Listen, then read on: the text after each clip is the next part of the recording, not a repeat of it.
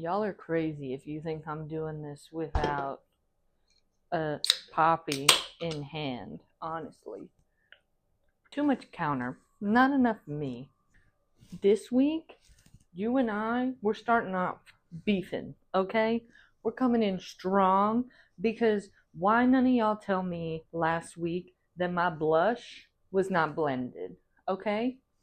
I appreciate the fact that y'all are so understanding and kind and don't comment mean things, but let's stay humble. Keep me in check. Y'all have no problem commenting that my website has a misspelling, but you don't tell me that my blush isn't blended? And we can't go back and change it, obviously. I was watching the footage like, girl, what is happening here? It's fine. It's fine. We've worked through it. Hopefully this week she's better. And this week we're doing something super nostalgic, super fun. Is it really nostalgic? This only happened like 2 weeks ago. But we are going to recreate a Michelin-star dish tonight. I don't know if I told y'all this. I did a TikTok about it, but a couple weeks ago for Valentine's Day, Erin, my partner, and I went to a tasting menu here in DC. The restaurant is called Rooster Owl, and we went and did their Valentine's Day vegetarian tasting menu. And we do tasting menus on like birthdays and special occasions. We've only ever done 3, but when you think about the grand scheme of tasting menus and how expensive they can be, 3 is a lot, right? You don't catch us doing a tasting menu like on a random Tuesday like some people, you know? Some people. Anyways, we did this tasting menu and it was by far the best tasting menu I've ever had. It had some dishes in it that truly mind boggled me. They were so good, and I love doing these because it sparks so much creativity in me. It really gives me a different perspective, and I think there's so many recipes and so many cooks out there who just inspire me and make me look at food differently or try something new, and then that really sticks with you and affects how you cook down the line, right? So one of the absolute star of the show for me was this dish right here, baby. I took a video of it and I just couldn't fathom how good it was. Now, they don't give you much to go off of. This is what the menu says. So we're going off of the port compound butter, which when it says port compound butter, that just makes me think that it's got more in it than just port, which I'm assuming is port wine. What else would it be? I don't know. I'm not a Michelin-star chef. I've never made anything this intricate before, but we're also probably not making it to the level that a Michelin-star chef would, because I'm also starving right now and we're having this just for like a random dinner, okay? So the vision for this, right, is to make this like charred cabbage, and then because it says there's parsnips in it, my vision is that we're going to take, I don't know if y'all have ever used a parsnip. I have eaten them a lot. I've never cooked with them before. Very similar to a carrot, right? We are going to zhuzh this, and what we're going to do is roast this cabbage with the parsnips. We're also going to make a side of herbed potatoes to go with the cabbage, so that way it's more of a well-rounded meal. As you saw in the picture, there's like a sauce with it, so we're going to make like a pan sauce to go with it to kind of give it that same vibe. I don't think it's just butter from the looks of it. I think it's more of like almost like an au jus. I mean, they said that it's prepared like au poivre, au poivre, au poivre, au poivre, if you will. That's like a way, the only context I know of that is like a way to prepare a steak. So when you do it on a steak, You coat the steak in peppercorns and then you make this like peppercorn gravy sauce with it. The sauce that is in this picture does not look like the sauce that I know of to be the sauce that goes with steak au poivre. And so I'm doing a different spin on it, right? All we have to go off of is what I remember this tasted like and what's in this video I took. So we shall see. Especially when I read that there were parsnips on the menu, I was like, where were these? Where was she? Where is she going?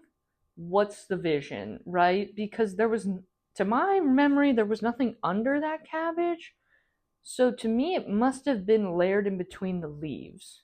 So that's what we're going to do. And the texture of this, the inside was really soft, but then the outside stayed charred. I'm convinced that they torched it because I don't see how else they got it like that. I don't have a butane torch.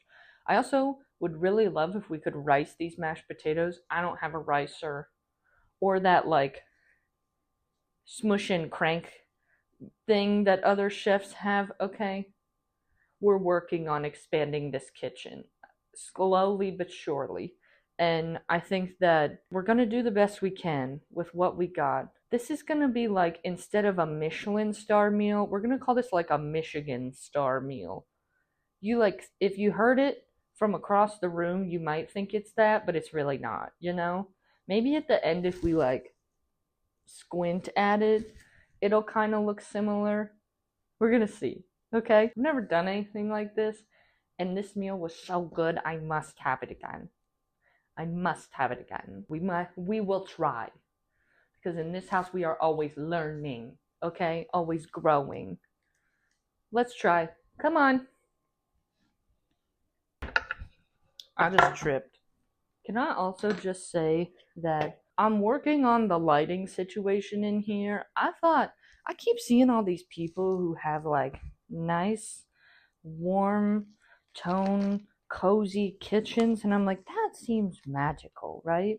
The kitchen is in the back part of my apartment, and so I could see how bringing more light in here would be helpful. This isn't like near a window, and I would really love if there was more natural light in here, but not the name of the game. So we're trying to think of ways to put some more warm tone lighting in here. Do you have any recommendations? The only thing I've thought of so far is to do like a sort of like a miniature lamp situation here. Would that be weird? Do you think that would be weird? I think it could be weird. Are we going to be having too intimate of a moment then? Maybe. We're close, you and I. Okay, here's my dilemma right now. I cut this in half, right? Do I want to cut it? I should preheat the oven. I'm doing 420, not for that reason. I want this to get soft, but I want the outside to get crisp. And we're going to do it hot and fast in the pan at the end, like the au poivre version with the peppercorns to do the sauce and everything. So I want it to be big enough that it's going to stay together, but not so big that it doesn't cook through. And cutting this in quarters seems way bigger, but we aren't doing this tasting menu style, so I feel like I should do thirds. I just cut it, so I'm committed to the grind at this point. This one seems too big.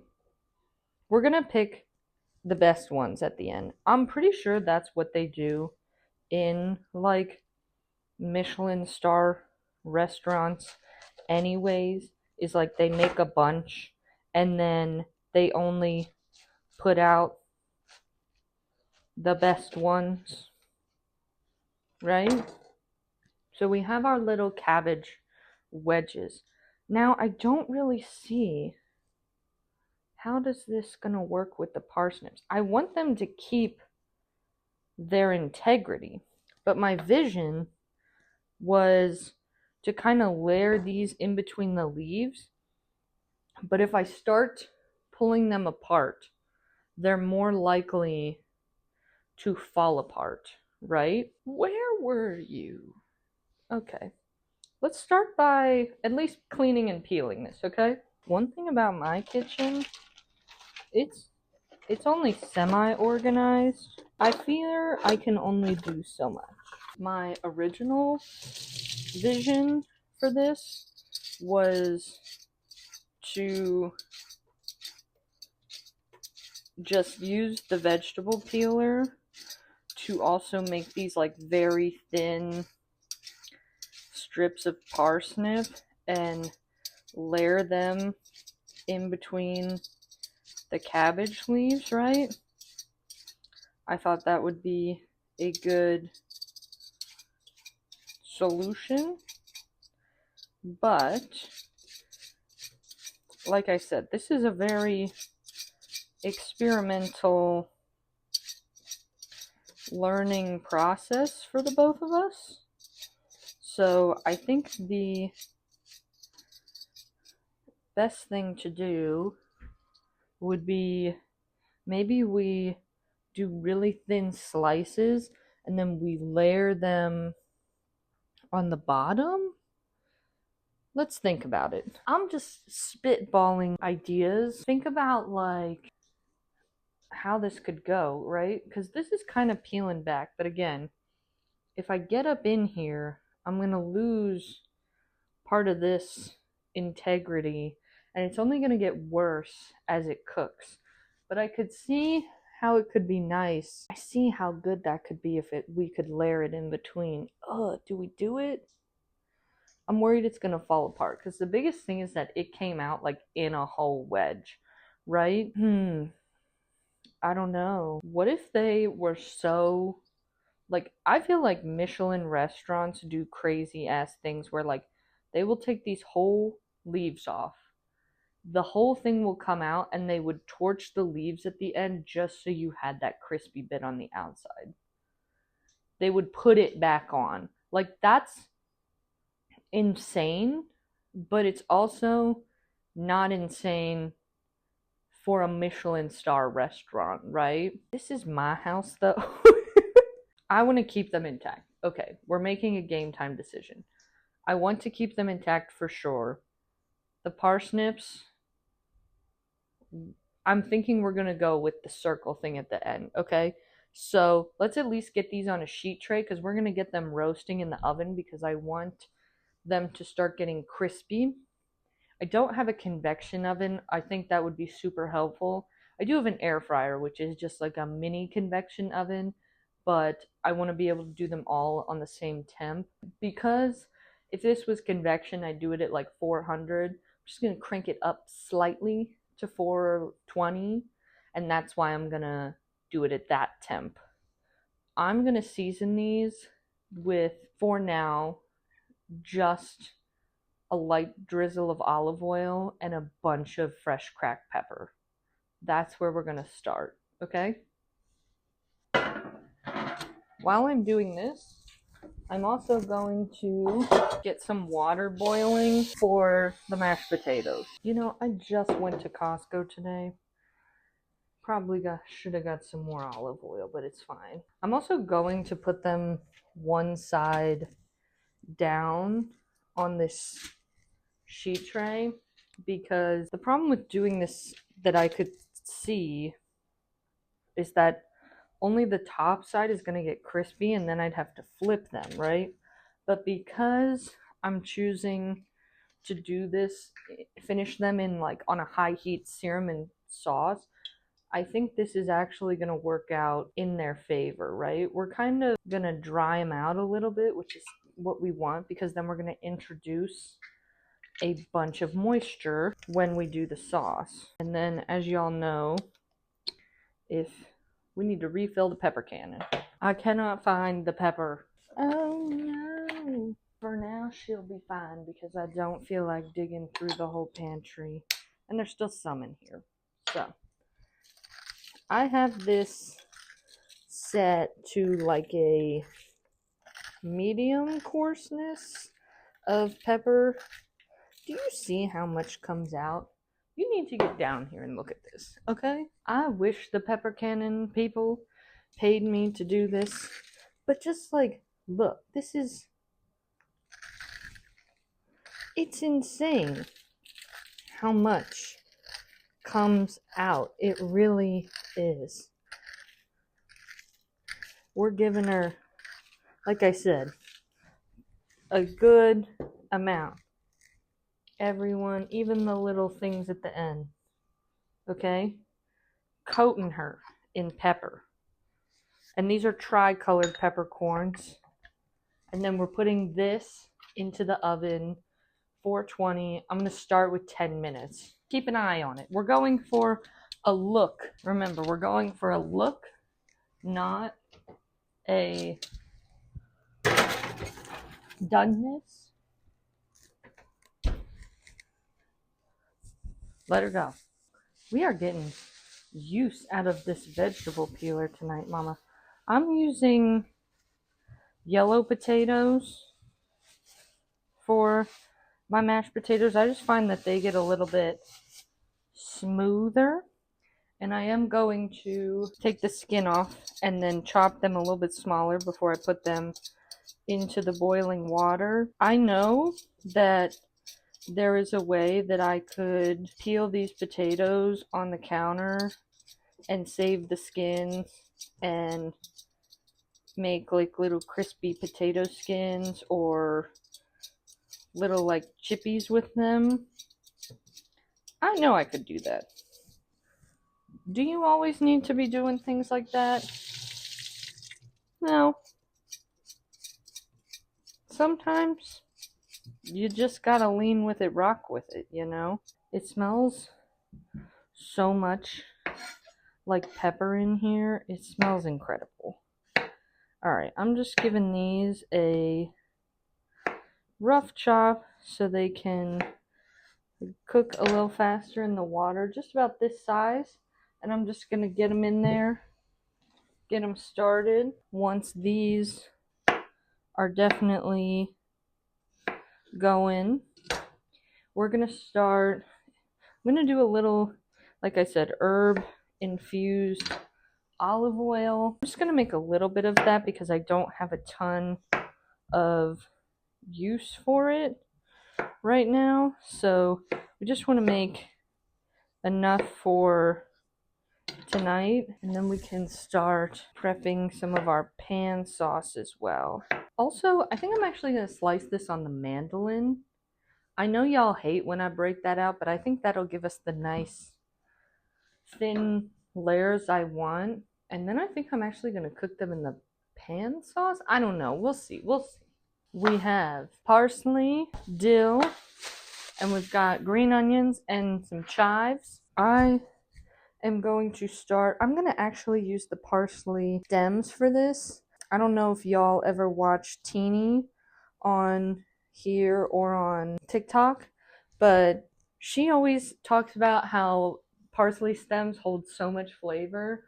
That is such a fact, and I'm going to use that to infuse the olive oil.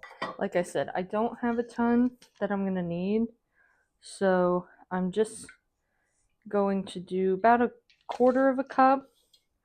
I'm going to use my little pot. This little pot I inherited it from my godmother's mother, who passed away back in 2020, but she was very much like a grandmother to me. I was never super close with my own grandmothers, and so I have a bunch of her cooking stuff, and it makes my heart very happy. So I'm just putting some dill stems in with some of the tops of the dill because dill stems are not as pungent.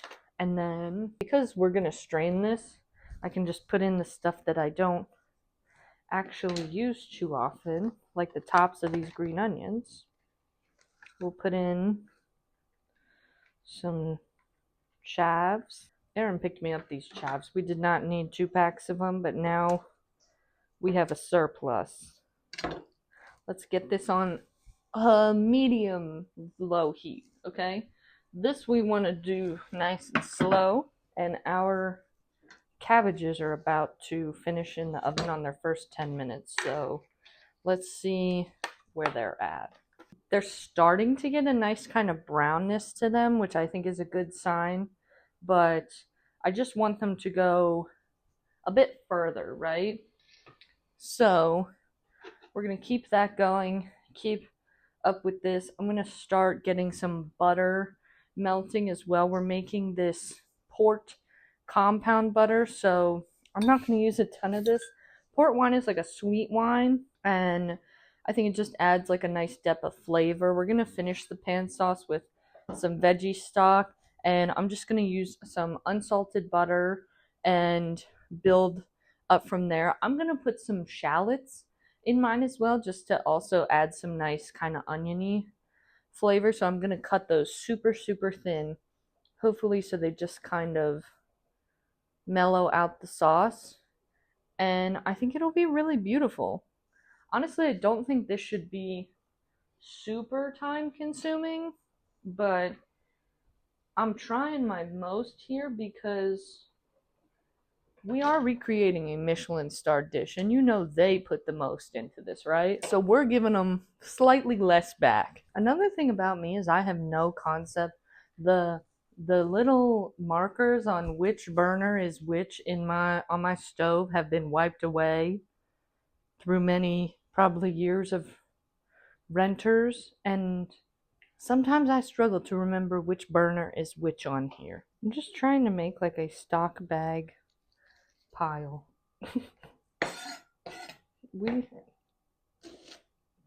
we will get there, don't worry. Wow, this shallot is strong. Oh my god. Oh, I think they're getting there. I still think they could probably go longer. Oh yeah. You know what? Okay. I think they need a little more olive oil. Maybe I'm gonna, oh man, I wish I had a freaking pastry brush. You wanna know what I need? So many things. Like, we need those little clear things so you can, like, dollop stuff. We need those. I need a microplane. I need a ricer. So many things. But first we need a pastry brush. So we're just going to pour some more olive oil onto these. Oh, they're looking so good. Butter in pan, low heat, shallots going in. And then I'll just move you over to the stove, I think. What really would have been the dream for this would have been to have a pastry brush. Brush those cabbages with this infused olive oil. I think that would have made him really nice and kept them a little bit more, helped them soften more, but also would have infused some more flavor, and more flavor is always a good thing.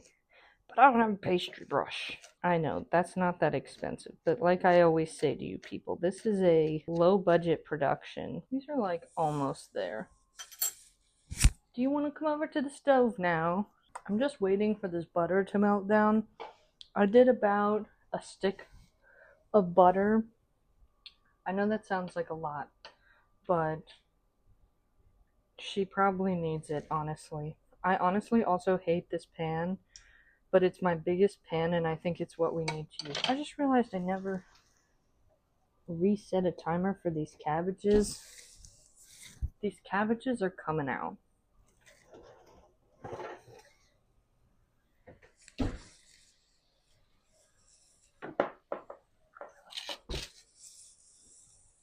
Y'all see the vision? Look at that. That looks so incredible. Now, I kind of see, this is really what the back part looked like. It was nice and crispy like that. That makes me a little bit nervous for the way that we're doing things here. It kind of makes me feel like they were literally just in the oven, and then they added the sauce to them for eating. I could see that, right? I still think I'm gonna sear them off in the pan just to see how it goes. Like I said, this is an experiment, but it's good to see that like even a little higher up in the oven, we can get that nice crispy outside, right? Something we learn. The shallots are in the pan. I just turned off the potatoes, even though they're still boiling a little bit. Our olive oil is still cranking along, infusing. Let's get out the mandolin and finish this parsnip. We need her to be... Yeah. You see how thin that is, Mama? That's perfect. Alrighty.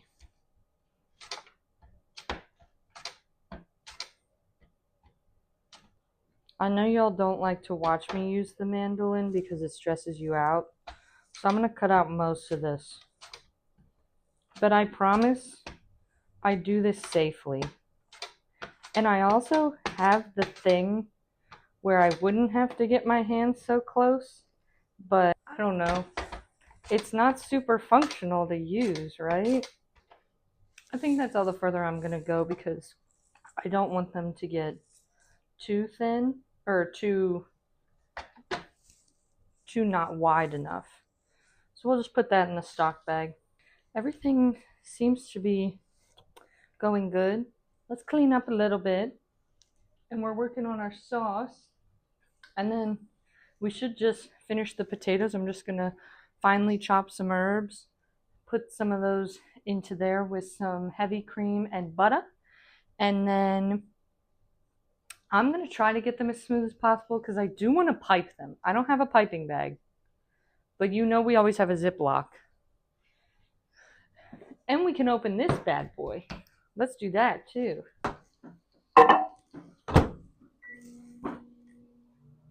Yeah.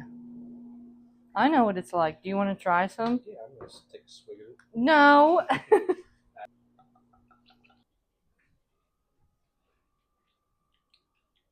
Oh, wow. I see what you mean by it's a dessert. Wow. Yeah, so we're not going to put a ton in because I don't need to try to balance out how sweet that is. That's actually crazy. I never would have thought wine would be that sweet. There you go. Opening our horizons here on this channel. Okay, I'm popping some of this in while the butter's up on a high heat so that way it has time to cook down without burning the butter. And like I said, I'm just doing a little bit of this to add flavor because it is so sweet. I don't want to add a ton because then it will be so hard to balance that sweetness into a savory dish. So that's why we're doing the herb oil. That's why we have the shallots in there. And then we're going to put a little bit of garlic. What else we got going on? Oh, we're going to put some broth in there to thin it out at the end. But we're kind of making like a version of a gravy pan sauce. And you just are adding in some wine. But we need to cook out the alcohol and make sure it's not too sweet. I'm just defrosting some of my homemade veggie broth. But here's our potatoes. I'm going to start with a hefty loving of butter. Thinking I might just kind of parboil those. Get them a little light so that way they just kind of melt. I think that will be really nice. And a little heavy cream. I'm going to whip this with my hand mixer because I don't have a stand one and I think it'll get it smoother.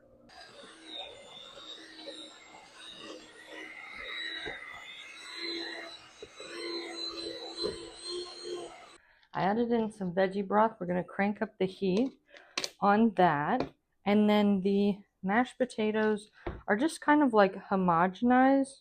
They're a little bit like together for me. Do you know what I'm saying?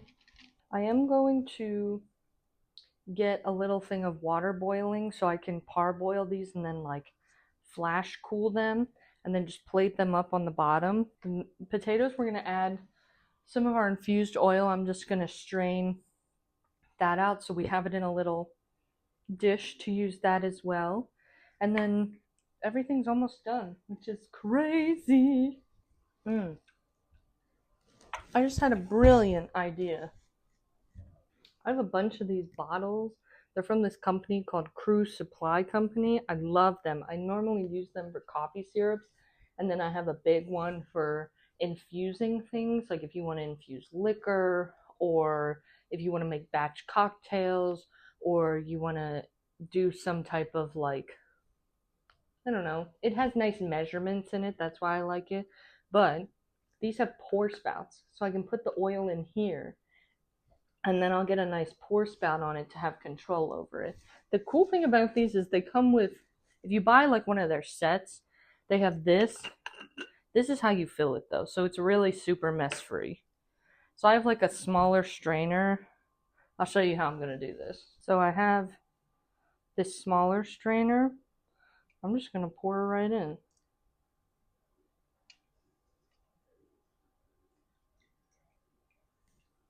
And like I said, we didn't want to make too much because I don't really have much of a use for this outside of tonight. So I'm just going to try to squeeze out any excess oil that got caught up in the herbs we put in this. It's nice and green now too, which is what I wanted.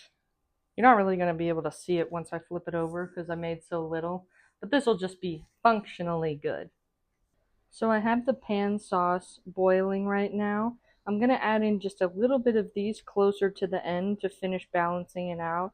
There's the shallots, butter, peppercorns, our veggie broth. Everything's just kind of, the port wine, everything's just kind of getting nice and infused.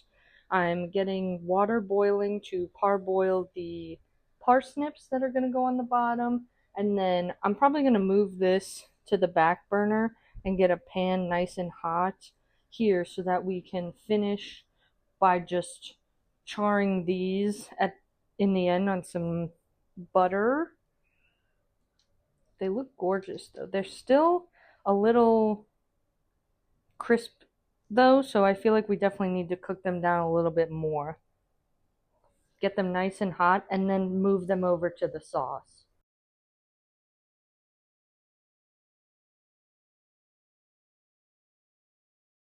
Alrighty, with these are our slightly cooked, nice and thin parsnips. Now they're soft, so we've taken that kind of full-blown crunch out of them, and these are just going to be a nice layer on the bottom.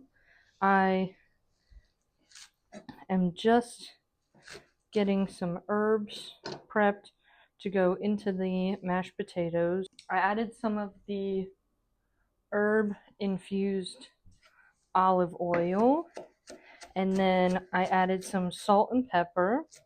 We are going to add a little bit of garlic powder, onion powder, and then these herbs. That way they're not super earthy, just being herb forward.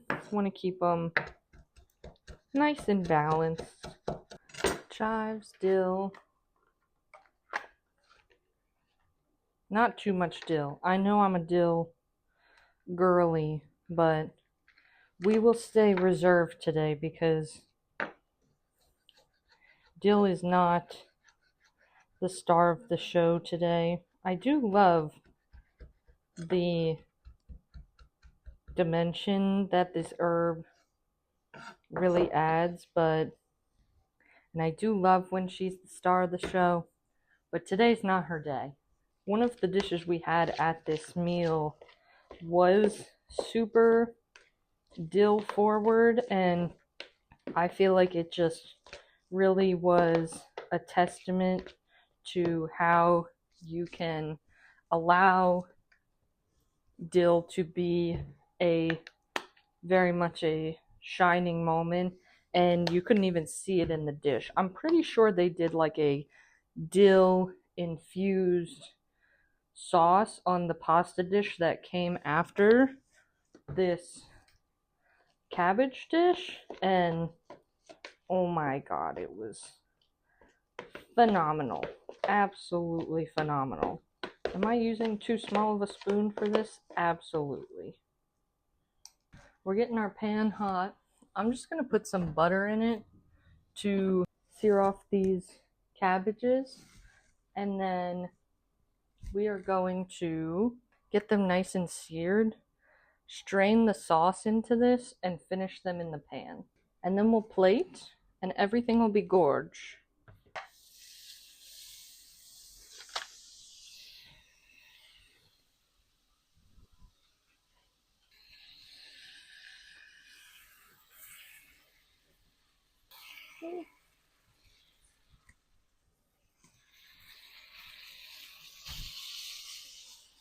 Alright, I got the pan nice and hot. We're getting these seared. I'm going to give them like just a minute or two till they get nice and charred on the bottom. And then I'm going to take some of this, strain it to put it in there, finish them off to absorb some of that flavor, and then I'll show you how we're going to plate up, okay? Alright, y'all. We are at the part we all are excited about. I want to get this pretty close, so that way we don't have to travel as far, you know? Okay. This one looks so good.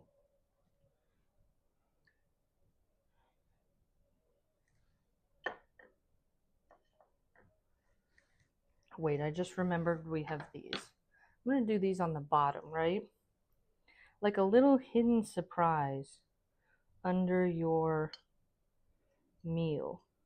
And I'm going to do these in like a thin layer around the outside in this beautiful plated moment that I have never done in the past. Now let's take our cabbage.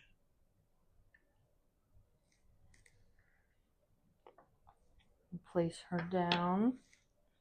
And then potatoes. I'm putting the potatoes in a Ziploc bag. If I had a piping bag, it would be over for you bitches. Okay?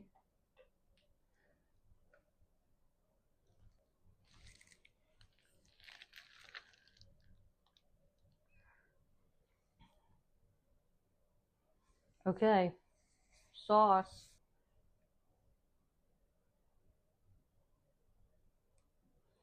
I know mine's not as crispy. And you know what? Am I okay with that? Not 100%. But I will learn how they did that. I'm still convinced it's a blowtorch. Alrighty. This is my new hunk of Parmigiano Reggiano. So we gotta break off a piece. But y'all saw that on top of that cabbage. So we will be giving her due diligence. Is it as evenly spread out? No. Is it looking absolutely delicious? Yes. And then chives for the top, baby. And we're home free.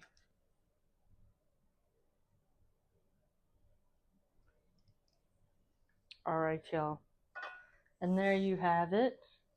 My attempt at this cabbage dish from Rooster Owl.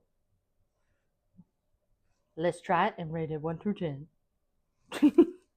So, here's the dealio. I also brought Aaron because he's a non-biased opinion, and also he lives here and this is his dinner.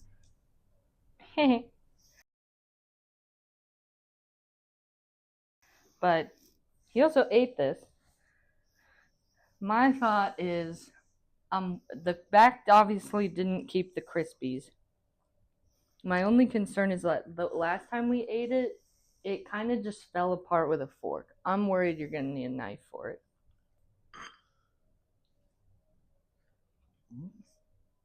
Uh-oh. It's definitely coming apart with a fork. Yeah. The texture, right as of right now, is very similar.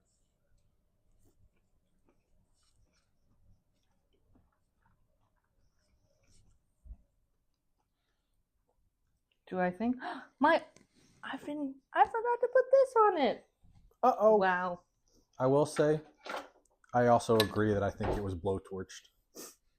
That was honestly That's the only Aaron's. way to think, or for me to think that it gets crispy and not soggy. It's like the last thing they do. But I don't really think that did anything. I just didn't want it to go to waste. But I obviously don't think it's as good. But does it satisfy the craving for it? Yes. Oh, 100% yes. And honestly, This is it's pretty damn. It's a very good version of it. I like it. Yeah, thank you. I think it could use more peppercorn. I think I didn't get enough of that in it. Yeah, I was having The parsnips really soaked up the sauce. I like the sauce, which I think is helpful for.